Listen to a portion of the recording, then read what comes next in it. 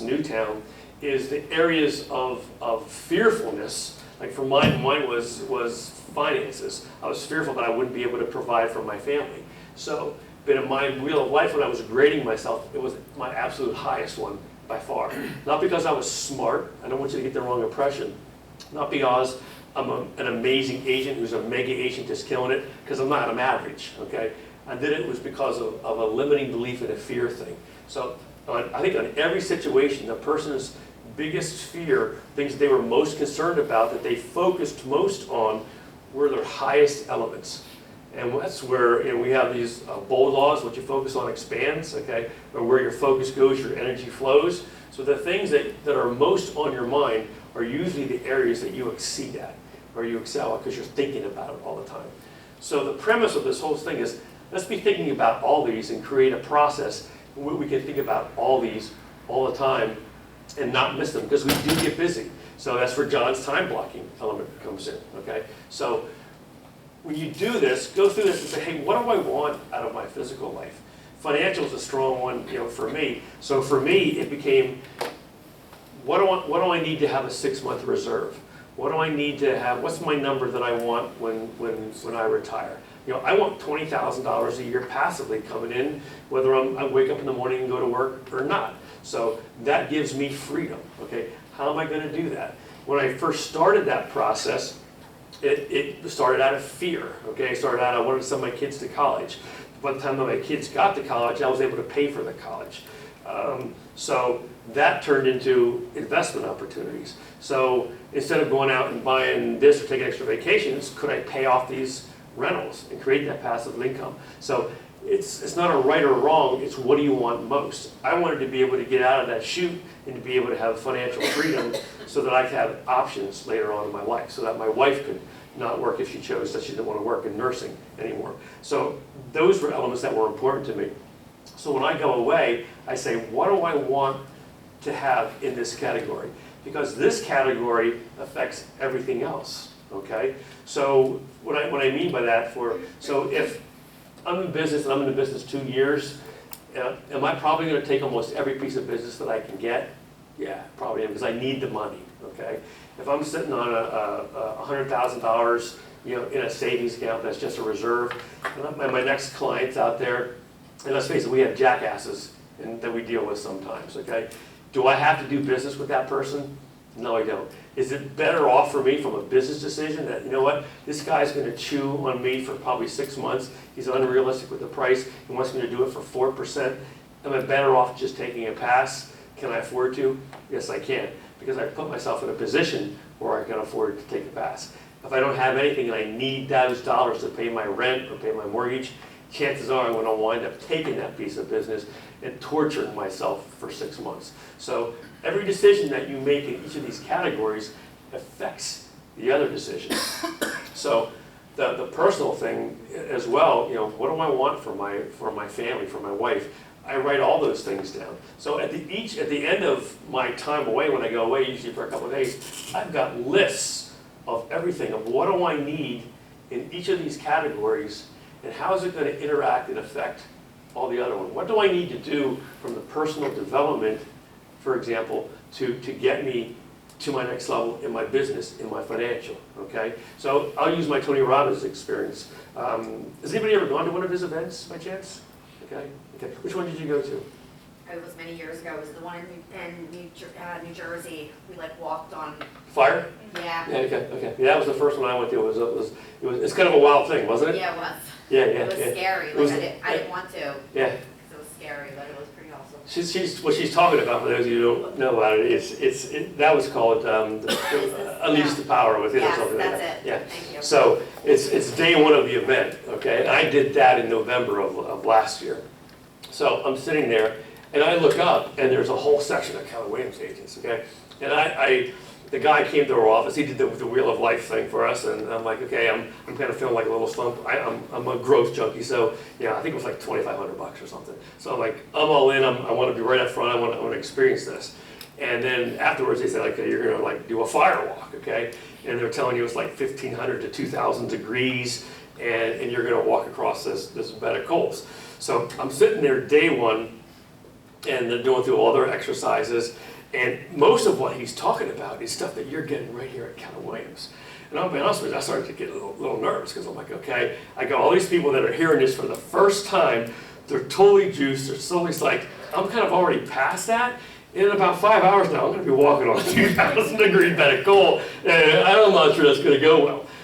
I'm the guy that's on the beach that can't not wear flip-flops because I'm like, My wife is texting me, don't do this. You're stupid. This is like a really bad thing for you to do. And I'm like, shut up. I'm going to do this. I'm like, I don't want to embarrass myself. But when he got to the 6 elements that we talked about earlier, it clicked for me.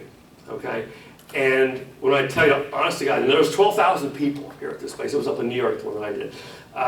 You're there, and they tell you what's going to happen, and a small number of people get burnt because their head's not in the right place. So you walk up literally on a piece of sod, and they've got about a 10-yard stretch of these coals that they've been burning all day. There's like 30 lines of these things, okay? And there's a person there to check you and make sure that you're, they call it being in the right state of mind, that you're not like scared, out of your mind, because then you're going to get burnt, because you're going to focus on that. The whole premise on this is that when you stand up there, you're focused on something other than those coals, okay? So it's not even in your radar, they're there, you're focused on something. The picture that I pictured was that vision that I had for my life, okay? And for me, to not be on the other side of that was to risk not getting to that place. So I stepped up there. You're supposed to ask you a couple of questions. I didn't even hear it. And there's a team of people at the other end there to stop you, to get you to spray off your feet, to make sure you don't have colds.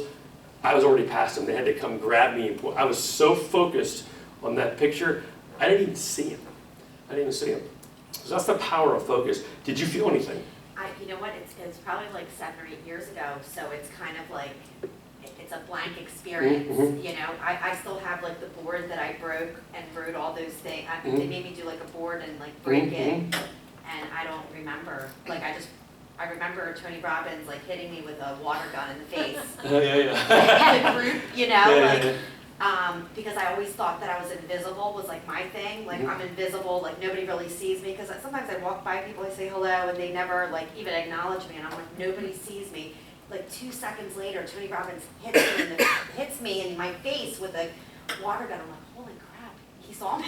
So like that was basically, I don't remember the whole, I remember doing it, but I don't remember anything else about that whole experience. Did he do it personally to you, or just was he spraying? No, he's like, I got hit in the face. I got hit in the face, so it was like, whoa. Yeah.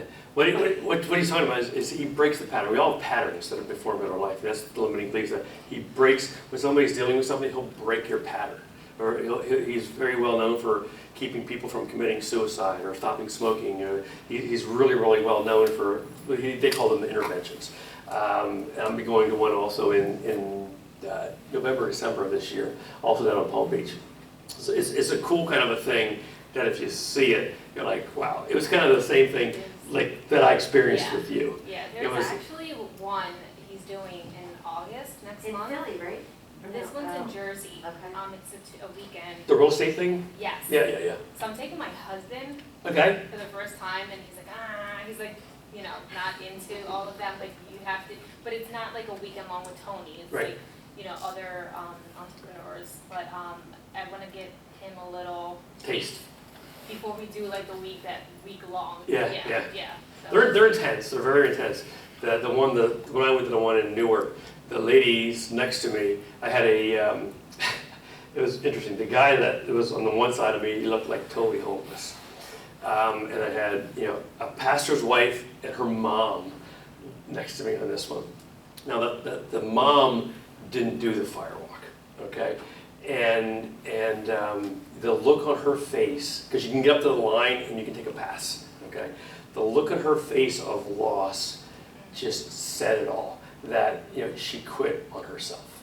It was just huge. She didn't have to say a word. It was just huge. So, but then when you do that, I guess there's just something that switches in your head to say, what, I just walked on 1,500, 2,000 degree cold. I didn't feel a thing. Did not feel a thing. I didn't feel like I was walking on stones. I felt literally nothing. and I'm literally the guy that can't walk on the beach. So it's like, yeah, I walked, yeah. You know, so it's cool. So kudos to that. I think Jessica took her boyfriend there, but yeah, I think he got burnt one time. Yeah. She knows, yeah, I knew he was the right guy, and that proved it. So, but cool, it's cool, it's good stuff. So, but back to this. So I come back with like lists of things, and I take these, and then I take my 12 months, back to John's thing, and I'm like, of the things that are on here, you know, is there a time frame of the year that they need to be done within? Is there a place that is better? Like, for example, if I've got things that I want to do with my wife and a personal thing, you know, go on vacation, where does she want to go? When does she want to do it? How do I pay for it? You know, so all these things become interactive, so to speak. So I basically plot out my life for the next year, and then I time block those things into my schedule, but I'm doing that like in August or September, okay? So what do I need to do like from the financial standpoint? So, I mean, since finances are such a huge thing in our society and so many people struggle in this area, you know, Dave Ramsey, I think you teach this here, don't you? Yeah, I mean, you've got to go see Joel's thing on Dave Ramsey. It's huge, because when you expire your debt, and you have a process, the debt snowball, okay? So one of the things, and I just literally did this a week and a half ago. Somebody asked me the question, and I went back, and to figure out how long it took me to pay off rental properties, okay? So, and I went back, and from the time that I committed to doing it, I created a net worth sheet for myself, okay? So on the net worth sheet, I had, you know, all my rental incomes, the mortgages on it, that when I paid the first one off, I take that amount. For those of you who don't know what a debt snowball is, when you pay off a debt, you take the lowest amount. So say you had like a $75,000 mortgage, you know, what's that mortgage per month? When that's paid off, you take that $500 payment or whatever it is, and you add it to the next one, and then you add it to the next one. And as you expire those debts, you just compound that onto the next one. So I actually did it for somebody who asked me the question. In 30 months, and again, I'm average. I don't want you to get the wrong impression. I'm average. I'm not smart. Somebody pointed me to Dave Ramsey's, okay? But in 30 months, I expired $658,000 of mortgage debt on rental properties.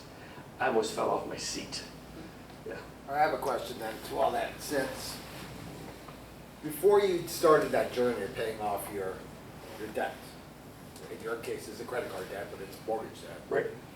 Did you have to change your financial thermostat? Because did you get accustomed to that debt before you went in? How did you get rid of that? Because, and coming from your background, I'm assuming, and correct me if I'm wrong, this has always been a challenge of changing that financial thermostat along your journey. It's a great question. Here's where what you think is a gift or a curse actually winds up being a gift. My ADD has bugged the snot out of me for like years. I hate it. I hate the way my head thinks. I hate the way how I squirrel. I hate it. But my ADD allows me to focus more intently like a laser better than most people. I'm the guy that goes scuba diving, and if there's a pretty fish, I'll forget to come up for air and die down there. It's just that's one of the things that the ADD does for somebody. So, and I can become totally oblivious to things that are important that are around me. So my fear element of lack of money, I was never one to really squander too much money or go after the shiny objects. It was more, I need to save this because if something happens, if life shows up, and it always does, you know, I don't want to be caught with my pants down. So that was a big thing. But then, you know, life, I sent my kids to a private Christian school growing up. You know, when the market went south, I didn't want to take them out. I became the janitor. You know, that's just the reality of my life at that time. So I wanted them to have a great life. I wanted them to have a better life and a shot at life than I was ever given myself. Not that my parents didn't give me a shot, they just didn't know how, okay? So I wanted to do better for them than what I had. So you do what you have to do.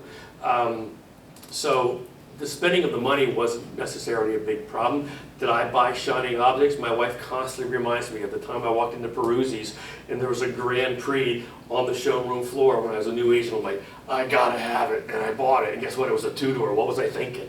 You know, it was just one of those things. So I did stupid things just like everybody else, you know, does. But that fear of not having enough actually served me at that part of my life. So living within my means, not necessarily going without, because I had a pretty good life. We did a vacation, but I didn't do 2 or 3 vacations there, at that point, like I'll do now. But it served me. Did I answer your question? So if I'm hearing correctly, I call it the negative why. So my negative, and I say this to people I talk to, is that what happens if things keep going the way they are? So you're saying you overcame your financial thermostat by paying off your debt by leading in onto your fear of what happens if I don't have enough money? Sort of, yeah. I mean, I'll give you the whole story, and people that know me, I'm kind of an open book. So pre-2008 was when I kind of started this process, because I'm sitting there thinking, okay, if I can get these things paid off, I can have passive income. This is before I came to Keller Williams. 2008 happened, everybody knows in the fall, everything kind of just went over the cliff. So as I would take all my personal income, okay, and I would bank it, and then when I would get a chunk of it, I'd pay off a chunk on it, okay, and do it that way. So when 2008 came, as I would pay something off, I would have a credit line, and I put a credit line on the property. I went to, it happened to be Wells Fargo, and I said, hey, is there any chance that this is going to change? Because if it does, here's my plan, here's what I'm working on, I want to get these things expired. If it changes, I'm going to instantly find myself cash poor. And then I'm a small business, I'm self-employed, I'm going to be a world of hurt. Wells Fargo goes, no. So and I check my first thing I do every morning is I go online, I check to make sure I don't have any fraud and credit cards, that kind of stuff, because each one of my places has their own debit card, and things get hacked and everything else. So I go on a Saturday morning, check my thing, and there's like $100,000+ that's not there anymore. And I'm like, where'd it go? And so I'm trying to call a fraud thing. Nobody can give me an answer on the weekend. So I'm sweating all weekend to find out where'd this money go, because all of a sudden I'm kind of cash poor. And I call them up, they're like, oh, because the values of your properties have decreased, we pulled the credit line. Well, now I'm like messing my pants, because the guy that has all the fear of not having the thing that has been told his entire life, and I checked it, so life just hit me out of left field. So I'm totally like wigging out, and I can't get enough money in the bank fast enough to make that feeling go away. In hindsight, that's a positive thing. That's where a negative thing can become a positive, because it's the pain that drives you to do that. So the problem that came out of that was, now I'm socking away money in the bank, and you're going overkill, because it was so painful. If you've grown up, that's so painful to not have that there and to have that exposure and that feeling that you're living with for whatever time it took me to fill that back up. You never want to be there again. So there was a time where I had significant dollars sitting in there just because Wells Fargo did that to me, and I didn't trust them anymore. There was an element that was removed from my equation that I can no longer trust. So now I not only needed to have the reserve, I needed to have the entire mortgage amount in there before I was willing to pay it off, because I never wanted to be in that spot again. Well, you're not getting a lot of money at that time, so it was just kind of a waste of having that money sit there.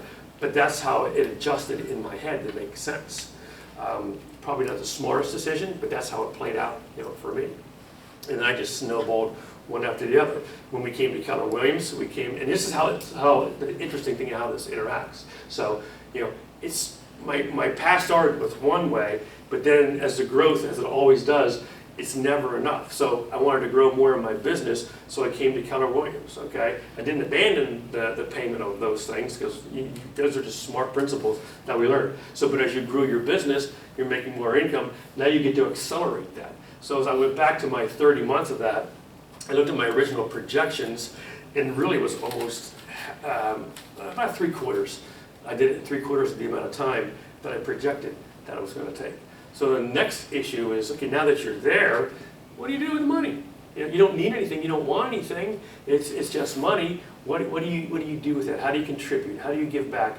How do you help your grandkids? How do you do whatever you want to do? What is that thing that you want to do? And as stupid as it sounds, it wigs you out, because you're in that same place at a higher level that I don't know what to do. Again, I'm stuck again. It kind of wigs you out a little bit. Does that make sense? Yes. Okay. Did it answer your question? Yes. Okay, okay. I'm really an open book, and I'm just kind of watching the time. Do you have questions on this? Is it helpful? Okay. Does it? It's kind of similar to the 7 circles of the one thing, which is what I've been studying. Okay, okay.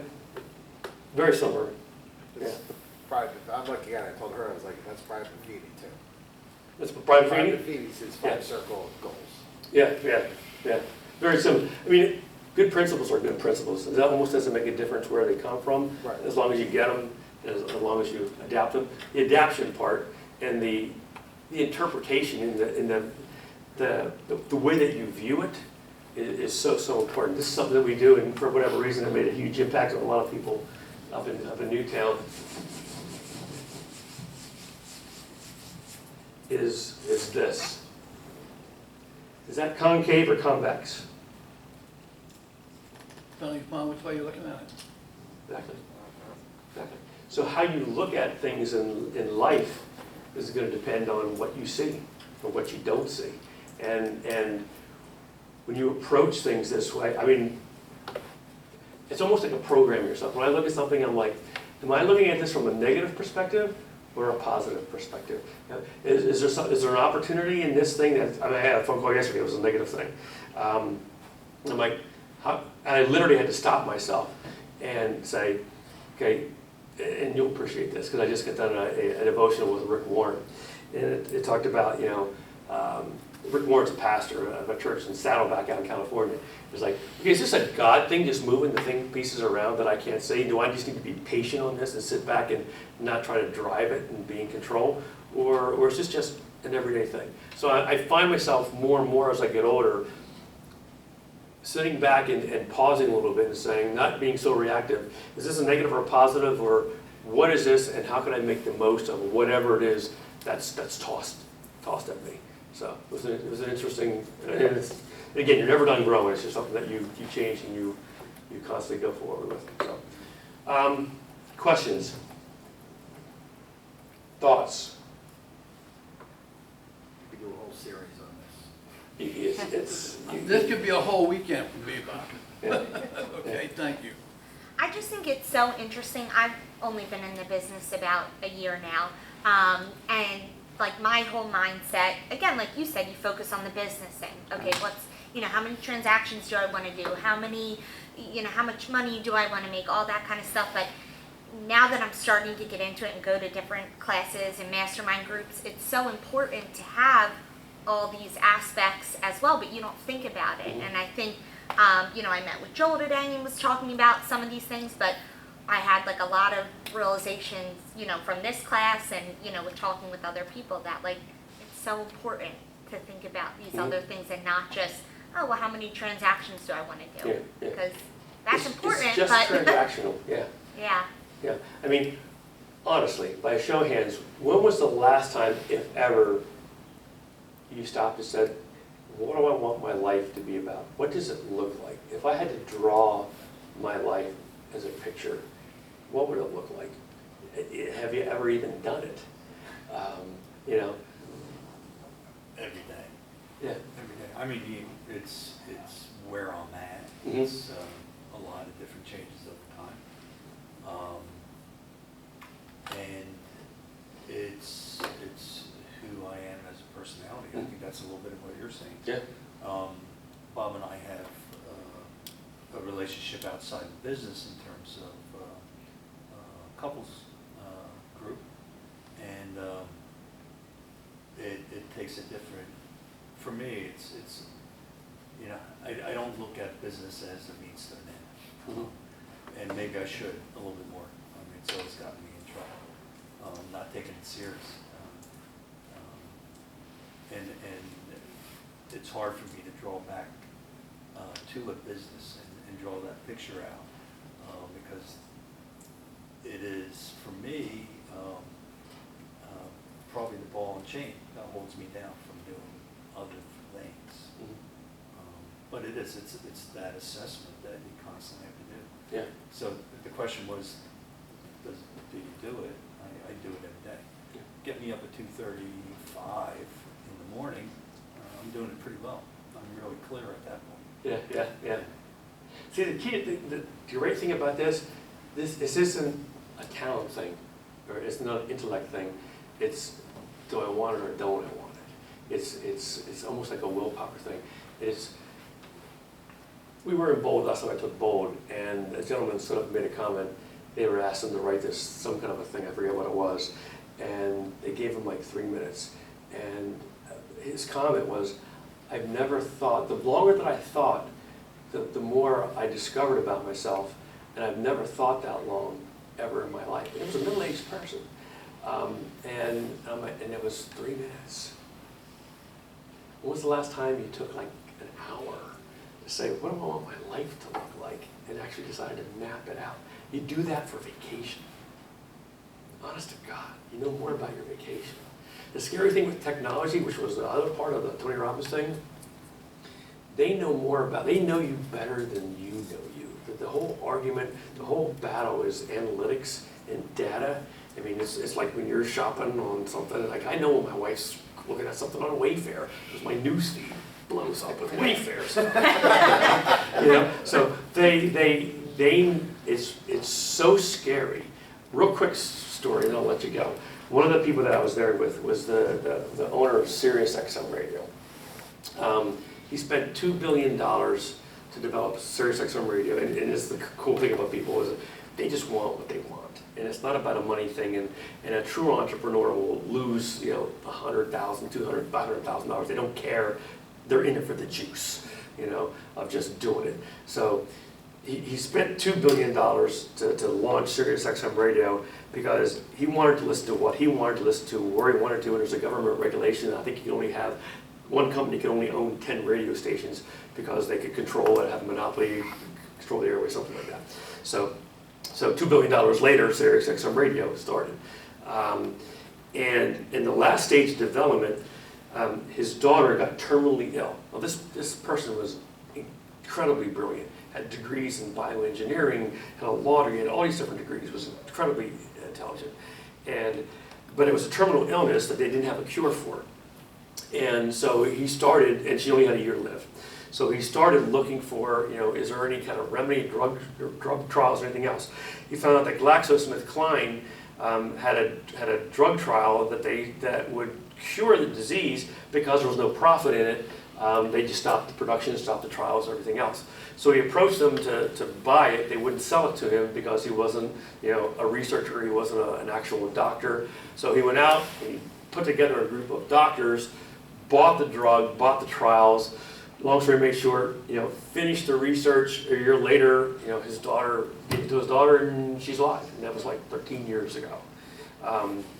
So then he's going on to, because he's got this health thing, he's got a company that they're actually combining the human genome and DNA with pig genome and DNA. And if you needed a lung or a kidney transplant, he can grow you a lung or a kidney. So instead of you having to wait for that in case you get an emergency, he can grow you one. That'll be a perfect match and avoid all the, rejection kind of stuff. But they got into technology and how technology is going to massively change, the face of the planet. It's grown so exponentially, but it's even growing more. and when I see the thing about with Gary and the artificial intelligence, the next stage of that is what they call deep thinking intelligence. So meaning that the computers in that are going to be able to sense and feel emotion, pain, and they're going to be able to, we're going to be able within a 35 to 40 year window be able to be mechanically enhanced. So they're already working on downloading your mind so that your physical mind, your mind can, and I'm sitting there starting to stay out of judgment, okay? So I'm like, okay, you're freaking me out, you're not God, but I'm sitting there saying, okay, 300 years ago, if they were to come to somebody and say, okay, this guy's going to die 300 years ago, we're going to cut out your heart and put it in this one so you can live, that one would have been like burned for witchcraft or anything else, okay? So, but today, be like, cool, not that guy's going to die, but give me the new heart and I'm going to move on. We've accepted it as a culture. So 35 years from now, if you're an Alzheimer's patient and you can have your mind downloaded. And they talked a little bit about it, but they totally lost me because I'm not the smartest guy in the world. They talked about how they're going to do it and everything else. And when he started getting into health stuff, because there's world-class physicians here, there's all kinds of people from all industries all over the world. There's people from 72 countries at this place, at this thing.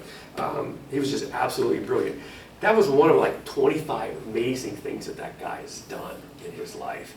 So there's like extraordinary people. They just think at such a higher level. But the technology on how it's going to affect our industry is going to be huge. And my concern, the conversations that we have with John all the time is, we're so busy in the storm of getting things to closing, we don't elevate ourselves to look, say, what's on the horizon? What businesses am I in? What business should I be in? Getting in front of where we're going, and the reality was, what's the reality of where it's going? We need to take a long look at that and make sure you're aware of what's coming down the pipe, because it's going to change. It's going to change. Walt Disney with his head, cryogenics. Mm-hmm. Okay, he just needs his head. Yeah. Okay, and when it happens, he'll put his head back. Yeah. He actually is buried. I mean, I'm a huge Disney fan. If you see my. I thought his head was not. No, he's actually, Cryogenics, yeah, okay. yeah, that's a thing. I was fortunate enough to have dinner with the CEO of the guy who owns, he's a Cuban guy, George, I can't say his last name, of the Magic Kingdom one night down in Florida. I was doing a consulting thing, but he's buried like the rest of people. So, questions, comments, concerns, feedback? I love your feedback. I think the biggest aha I got out of today was the whole, how we plan a vacation down to I did a 10-day Disney trip. I had it planned down to 15-minute increments. You had the fast passes nailed. I had it nailed, Yep. immediately, and my wife was like, "You're nuts." But if I had spent that same amount of time planning out my life, I'd probably be in a much better spot by now. Yeah. So it's Yeah. it's like I need to reset, go back to her and be like, "Come on, let's go out to dinner for a couple hours and just plan our life out." Yeah, yeah, and it's going to change, and it is never going to be, and that's the frustrating part, because I kind of, sometimes I want it to be done. I kind of want it to be, I mean, we all want to get away from our phones, we just want it to be done. And the reality of it is you're never done. It is so important to take those times where you're recharging and you're getting your break and you're getting your thing. Like I did this, I basically have taken off you haven't seen me around the office a lot, basically on like a month and a half. And I'm just kind of chilling and refocusing, and what do I want for the second half of my life? So I did a little experiment. I'm just going to go, because I have these shirts my kids give me. My retirement plan is to fish every day. I love to fish. If you don't see me on Facebook, I love to fish. It's a cool thing for me. So I took 3 days off, did nothing but fish. I was bored to death. But 2.5 days into it, I'm like, this ain't gonna work. That's how my whole retirement plan just got screwed up. So 2.5 days into it, I'm like, I got to change my plan. So we booked a trip that we're going to go to Bermuda in a couple of weeks, and we're going to sit on the beach and say, who am I and what do I want? What do I want to do with the rest of my life? So, but it's true, we don't plan our future. We just Now don't. you need to start a worm farm, Bob. A worm farm? Yeah. Yeah. For the bait? For the bait, yeah. I use all artificial lures. It's all catch and release. So, but other comments, because it helps me, hopefully do a little bit better than what I've done here today. I mean, you helped me tremendously, but with the 411, Mm-hmm. like I never started, when I went into this, I did it maybe once, but now I do it every month.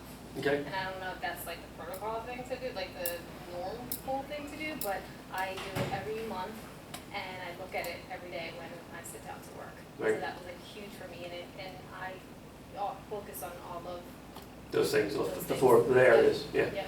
Just to carry that through, that's a really good point. So you all know what the 411 is? Okay, so the last breakdown of that whole circles thing is I take those things, whatever I want to get done in all those categories, I go item by item, is there a better time for this to happen? I'll assign a month to that, and then I actually break that down into a week thing. I'll do my 411 every day. On my 411 though, I have, how it's broken out, you have like your monthly things and your weekly things, and you have the columns down here. My one column, I have this broken down to 80%, 20%. So 20% are the things that are gonna get me paid usually, okay? So this is what I call my hit list. So if there's somebody that's a client or whatever, money fuels our life. I mean, it really, really does. But this is the thing that because of my ADD, I have to focus on who can I go to contract with today. And if I can get, my pipeline big enough, okay, then a lot of these other problems go away, or I can pay somebody to do that kind of stuff. But so I focus on that one. That's a big one for me. And then, I'll take like the one thing book. The thing I got out of the one thing book is I'll highlight one or two. One thing, I got one of these columns is business development.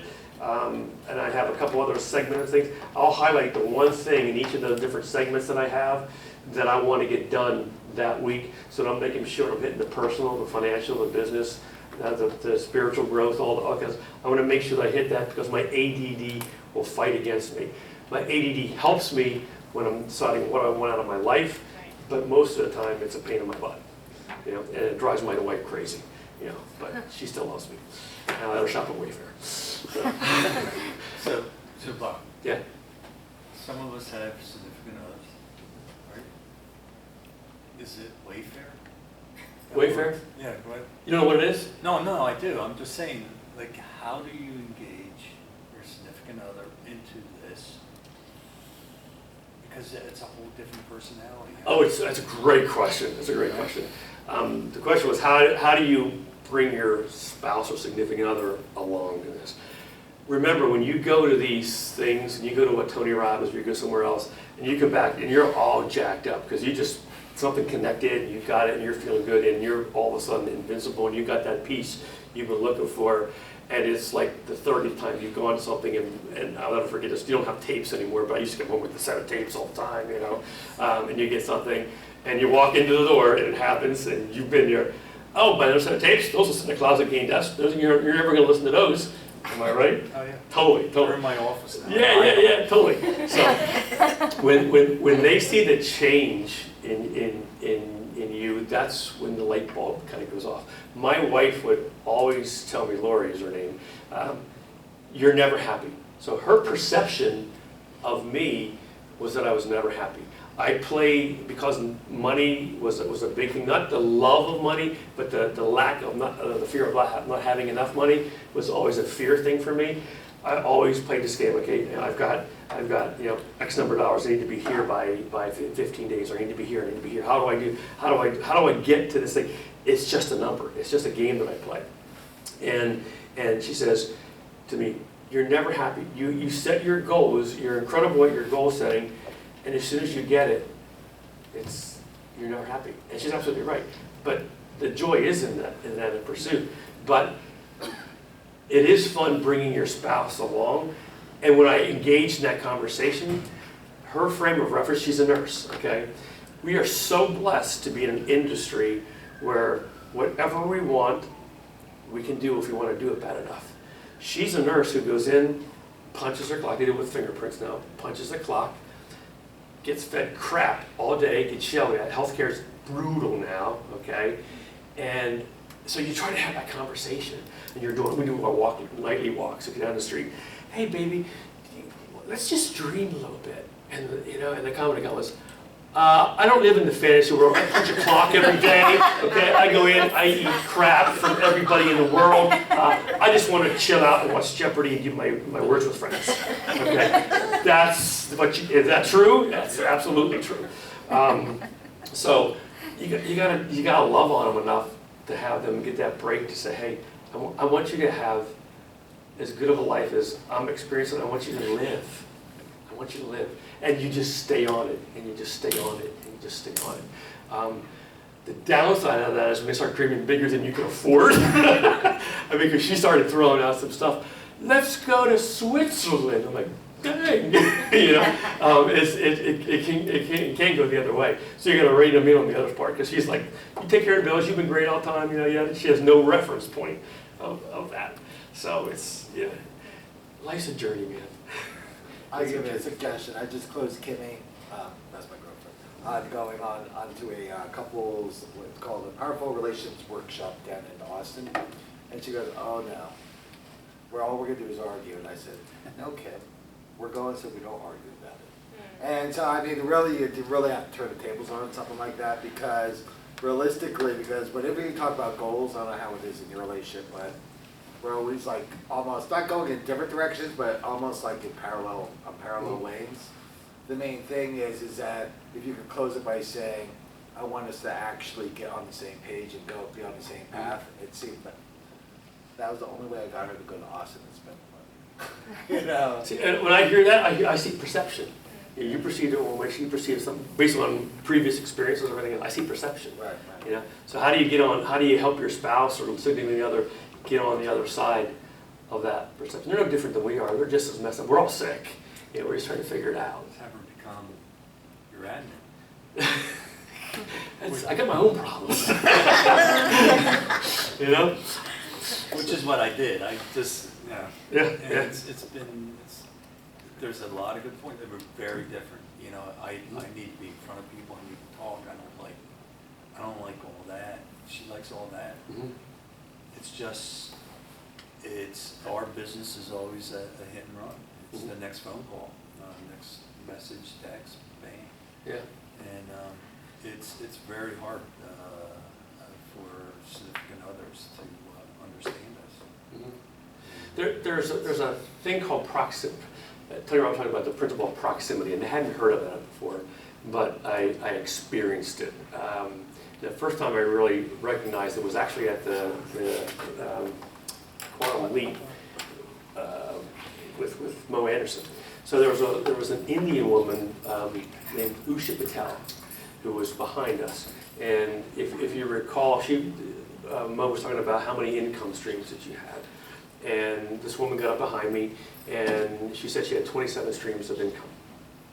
And I'm like, I didn't know whether it was you just don't know with real estate agents. I didn't know whether it was somebody blowing their own horn, yada, yada, yada. So, and then they did this exercise where you had to do your mission, vision, values, beliefs things, and it was myself and somebody else, you know, who stood up and did our thing, and that was it, because Mo's known as the Velvet Hammer. She's going to eat your lunch. She was very gracious, you know, to me.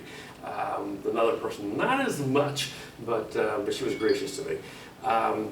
When I was at the Unleash the Power conference in Newark with Tony Robbins, they have a platinum club that's up front. And he picked some people. He talked very briefly about business development. That event wasn't about business. It was about your mindset and how you think. He called on a couple people, 3 people actually, that had extraordinary businesses. And she stood up, and he called on her, and she didn't say who she was or told me they told about her income in that. And it was a very strong income. And I turned to the person next to me, and I'm like, I think I know that person. They got 12,000 people there, okay? And I'm like, I think I know them, but yeah, I'm not sure, okay? So on day 4 of this event, again, there's 12,000 people from 72 countries. She walks up to me, starts talking to me. And I'm like, forgive me, but you look like really familiar to me. You know, have I seen you before? And by chance, were you at this thing in Langhorne with a lady named Mo Anderson? She's like, I was. And oh, you're that guy that got up and did the mission, vision, values, beliefs thing. I'm like, yeah. So the principle of proximity is when you put yourself with people that think in a certain way or a higher element, they seem to gravitate and find you. There's this thing, what's it called? It's on TV, it's that movie. It's Secret. The Secret, yeah. And I watched it, and it was kind of like a little freaky, but I wanted to explore a little bit more the thing of, it's almost like a new agey kind of a thing. But I can't deny that when you're in that place and you're kind of in that zone and you're growing, somehow people find you. And when I came back from that event, it's like all of a sudden the people that I need in my life. Now Usha is a co-owner of 10 Keller Williams offices. So her husband's story, Bob Wells, who's also a co-owner of. I took his financial mastery class. Did you? Okay. Portion, and that was really good. Yeah, Bob's a brilliant guy. Bob's story. I mean, how much did he share? Did he share his? How much? Yeah. What do you? How do you? As far as finances and is. I think he went pretty deep into what he does. I'm not sure I understand some of what he is invested in because Okay. he was talking There's a lot of real estate syndications. Yeah, he's talking about syndication, Yeah. which I didn't understand that much Okay. about how he does, how that works. Yeah. Or, you know, but Well, not that long ago, Bob, and I think he probably shares it because he has shared it before, he spent like his only $10,000 to go to a Tony Robbins event. He now makes passively through his investments and that about $650,000 a year. So, and it's by his ability to focus, to plan, to think differently. A lot of the stuff that we're talking about here, but at a much deeper level. This is kind of very surfacey. he has a book where he like his, I guess like his diary almost, where he Mhm. writes every day and he has things he pastes in. It's an amazing book. You throw it there. It's Yeah. like, you know, it's kind of like this. Yeah, It's yeah. really thick, and he's an interesting guy. Well, he and Usher both are Tony Robbins certified coaches, so they're coaches there. So they literally travel all over the world and do the events, with Tony. It's been fun for me to actually get to know them, better and just kind of pick their brains because you see them here on the corporate level. They're partners with Mike Campo on their things, but their reach as far as their influence goes so much. It goes worldwide. So the principle of proximity, that when you're with people like that, you don't know whether you're sitting next to the CEO of Under Armour. I mean, when we were there, I was able to meet the top financial person in Forbes magazine for the past 3 years. And this guy's talking, he's just dumping information on you. So when you put yourself in opportunities' way by being with people that think like you or think at a higher level, you're bound to learn something because they don't talk about what's on Fox News, or they don't care. They're creating their own world. They're creating their own plan. See, it's a whole different conversation. It's a whole different conversation. That's why mastermind groups are so powerful. Is you're paired with people that are like-minded to you at the level that you're at. They couldn't go into a meeting with Tony Robbins and his sphere and actually understand what they're even talking about. I'm not at that level, but you can work your way up to those things, so it's a cool thing. But other questions, other feedback? I would really love your feedback. It helps me hone to become a better whatever, so. My situation is totally different. And quite honestly, I was going to wait until everybody had left to share. I had a very, very good life. My husband and I planned, we worked hard, good life.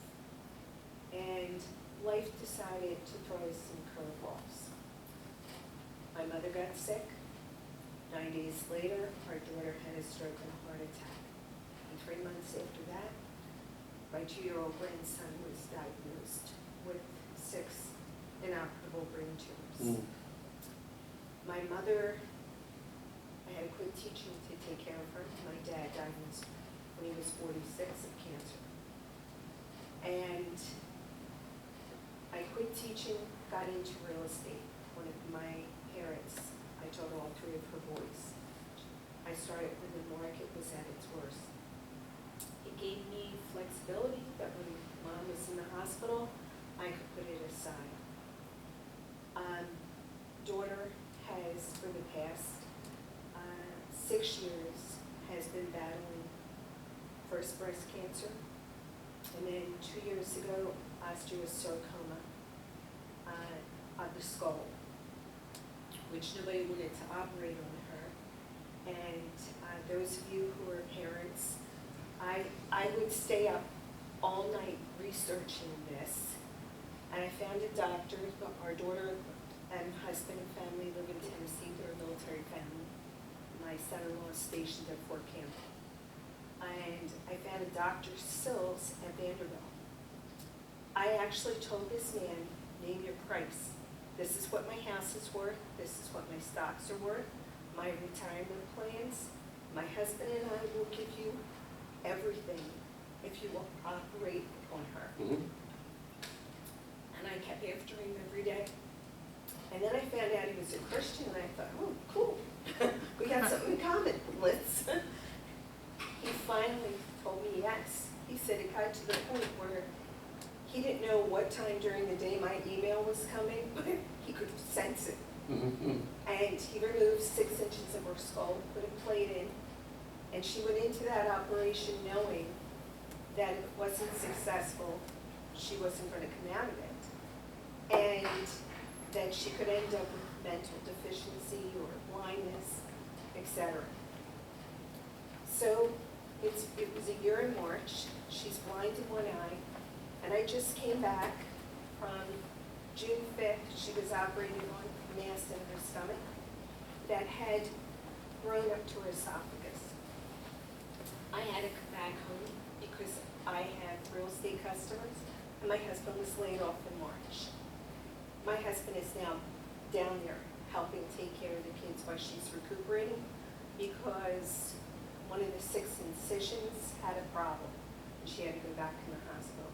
So when I listen to all this, and I think I have the right mindset, I can't work a regular job because my life is such that I'm not going to give up spending time with daughter and taking care of my grandchildren.